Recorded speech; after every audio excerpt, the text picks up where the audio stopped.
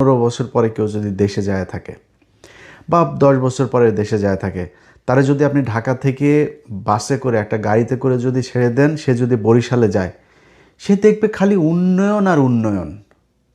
15 বছর কম সময় না তো। এই যে 15 বছর একটা সরকার ক্ষমতায় থাকলো, শুধু মানুষকে যদি আপনি এইটা দেখান যে আমার ওরে বাবা এই রাস্তা হয়েছে, বাংলাদেশেও ছিল না কিছু, এই রাস্তা হয়েছে, ওই রাস্তা হয়েছে, হ্যাঁ হয়েছে তো। 15 বছরে একটা দেশ সিঙ্গাপুর হয়, 15 দেশে একটা দেশ মালয়েশিয়া হয়, 15 দেশে একটা দেশ জর্জিয়া হয়। ওইসব দেশে যায়া দেখেন, এটা কিন্তু মানে শয়ে শয়ে বছর। আমেরিকার মতো দেশ এরকম হইতে কিন্তু তারা খুব বিশাল সময় নেয় নাই। অতএব 15 বছরে যদি নাকি এই দেশের মানুষ যে পরিমাণে কর্মঠ, যে পরিমাণে মানুষ বউ বাচ্চা বাবা মা দেশ বাড়ি ঘর সব থুয়া বিদেশে গিয়ে পড়ে থাকে, এই যে মানুষের যে স্যাক্রিফাইস, তারা যে পরিমাণে এই ঈদের মধ্যেই কয়েক বিলিয়ন ডলার গেল আপনার কি বলে রেমিটেন্স। এই দেশ কেন গরিব থাকবে? এই দেশের প্রতি ইঞ্চি মাটিতে আপনার উর্বর, এরা সব ধান গম 12 মাস আপনার ফসল উৎপাদন হয়। তারা কেন না খেয়ে থাকবে? তাদের কেন সমস্যা হবে? কোনো সমস্যা হওয়ার কথা না। সমস্যা যা হয় সেটা আপনাদের মতো রাজনীতিবিদরা যারা দেশ চালান তাদের কারণে হয়। এখন এই জিনিসগুলো তো জানানো দরকার ছিল যে 15 বছর ধরে যে তারা দেশটা চালাইলো, এই 15 বছরে তারা বাপের টাকা দিয়া রাস্তা করছে।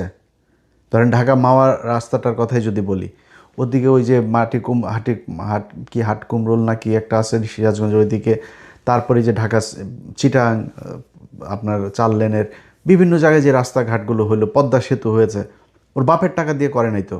আপনার জানানো উচিত ছিল মানুষকে যে 1 কিলোমিটার রাস্তা তৈরি করতে তারা কত টাকা লুটপাট করেছে, 15 বছরে কত লাখ কোটি টাকা তারপরে তারা বিদেশ থেকে লোন করেছে, সেই লোন এখন আপনারা শোধ করতে কত টাকা লোন রেখে গিয়েছে।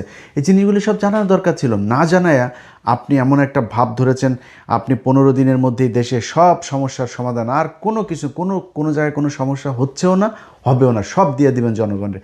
এখন জনগণের আপনি ঘোষণাটা মানে সান্ত্বনাটা কী দিবেন?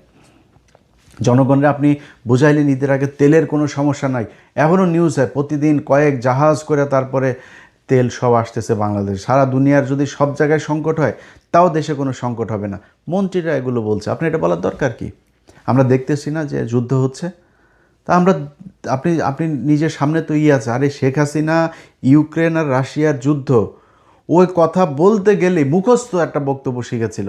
ইউক্রেন রাশিয়া মুক্ত এই যুদ্ধ, তারপরে এই যে কোভিড মহামারী, এই এই 3-4টা কথা প্রতি বক্তব্যে বলতো, যেখানেই সমস্যা সেখানে ওইটারে দিত।